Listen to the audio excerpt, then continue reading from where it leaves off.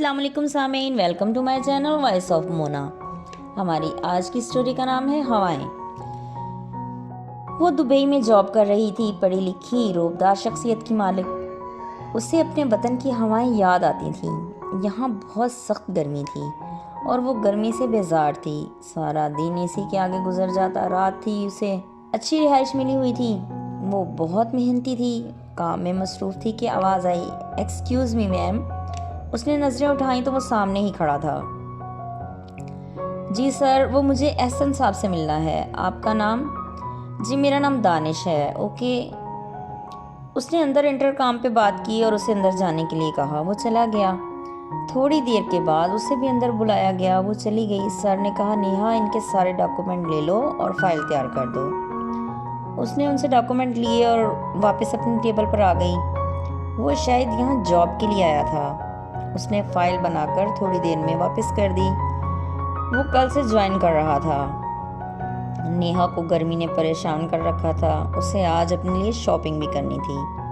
वो वहाँ से सीधी मॉल में चली गई। काफ़ी देर शॉपिंग में लग गई। बाहर निकली तो जल्दी में किसी से टकरा गई। वो दानिश ही था। उसे अजीब लगा कि वो यहाँ क्या कर रहा है, मगर उसने कोई बात नहीं की और वापसी के लिए चल दी। वो भी नहीं बोला। अपनी रिहाइश पर पहुंची, सामान रखा और लेट गई। कुछ देर के बाद उठी और कपड़े चेंज करके किचन में चली गई। खाना गर्म किया और खाकर लेट गई। उसकी बहन की कॉल आ गई। उससे बातें करने लगी। उसे घर की याद आ रही थी। फिर वो खुदा हाफिज कहकर सो गई। सुबह आंख खुली तो ऑफिस के लिए तैयार होकर चल दी। ऑफिस में हस्बे मामूल गहमा गहमी थी। वो आज ज्वाइन कर चुका था और नेहा से हेलो हाय करके अपने ऑफिस में चला गया। उसे वो अच्छा नहीं लगा था। पहले दिन से ही वो उसे अजीब शख्सियत का मालिक लग रहा था। थोड़ी देर में वो वापस नेहा की टेबल पर था। नेहा ने देखा तो उसे गुस्सा आ गया। आप पाकिस्तानी हैं? जी, तकरीबन काफ़ी अमला पाकिस्तानी है। मैं अकेली नहीं हूँ। उसे महसूस हो गया कि नेहा को अच्छा नहीं लगा। उसने कहा, सॉरी मगर मुझे जानना है सबके बारे में। मैं नया हूँ, तारुफ तो ज़रूरी है। सबको जानना चाहता हूँ, काम करना है सबके साथ। मिस्टर दानिश, आप काम पे तवज्जो दें, सब पर नहीं। सब आपके काम नहीं आएंगे। यहाँ पर हर किसी को अपने काम करने होते हैं और मेरा ख्याल है आप भी वतन छोड़कर काम करने के लिए ही आए हैं। दानिश को वो अच्छी खासी झाड़ लगा चुकी थी। उसके बाद वो कभी नेहा के पास नहीं आया। कोई काम होता तो बॉस को बताता, वो नेहा को बोलते। नेहा शुरू से सख्त मिजाज थी और परदेश था, इसलिए जो कर रही थी सोच समझ के ही कर रही थी। उसे घर से कॉल आई। उसकी बहन की शादी थी, उसे वापस जाना था। फिर उसने छुट्टी ले ली। वो घर जा रही थी। वो एयरपोर्ट से बाहर निकली तो अजीब सी खुशी महसूस की। हवाएं चल रही थीं। उसने आंखें बंद करके एक लम्हे के लिए उस माहौल को महसूस किया। उसे बहुत ज़्यादा सुकून मिला। उसे लेने सब आए हुए थे। सबसे मिलकर उनके साथ वो घर चल दी। घर में भी गहमा गहमी थी। उस दिन मेहंदी थी। सब रिश्तेदार आए हुए थे। काफ़ी देर हो गई। फिर फंक्शन ख़त्म हुआ तो वो लॉन में अकेली बैठी थी। सब जा चुके थे। बहुत पुरसकून माहौल था। फूलों और दरख्तों की महक हर तरफ फैली हुई थी। हवा ने खुशबू को हर तरफ फैला दिया था। उसका दिल नहीं कर रहा था अंदर जाए, मगर मुसलसल आवाज़ें आ रही थीं, इसलिए अंदर चल दी। दूसरे दिन बारात आनी थी। वो टाइम से ही हॉल पहुंच गए। वो अपनी बहन के साथ थी। बारात आने वाली थी, फिर बारात आ गई। वो भी सबके साथ इस्तकबाल के लिए खड़ी थी। उसने दानिश को देखा।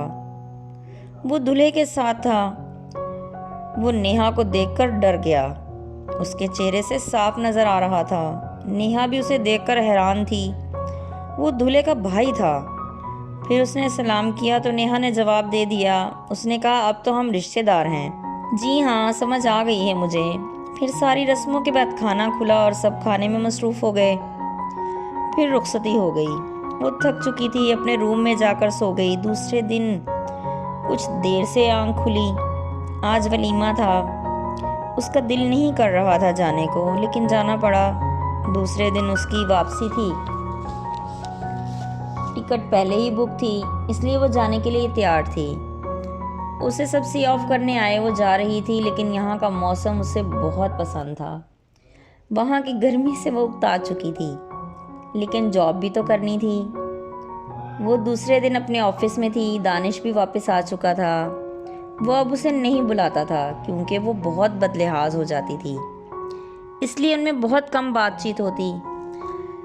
वो बहन को दावत देकर आई थी, वो अगले हफ्ते आ रही थी। नेहा इंतज़ाम कर रही थी, फिर वो आ गए तो उनको घुमाने फिराने में लग गई। दानिश भी साथ था। सबको पता चल गया था कि वो इकट्ठे काम करते हैं। नेहा की बहन जानती थी कि नेहा सख्त मिजाज है, वो किसी को कुछ नहीं समझती। दानिश भी अच्छी तरह उसको समझ चुका था, इसलिए अपनी हद में रहता था। एक दिन नेहा को ज़रूरी काम था। दानिश आज उनके साथ था, इसलिए नेहा काम पे चली गई। वो उनको लेकर चला गया। नेहा ने रात को उनके साथ खाना खाना था। वो वापसी पर उनके पास पहुंच गई, खाना खाया और वो लोग वापस घर आ गए। फिर दूसरे दिन वो वापस चले गए। अब फिर काम की वही रूटीन थी।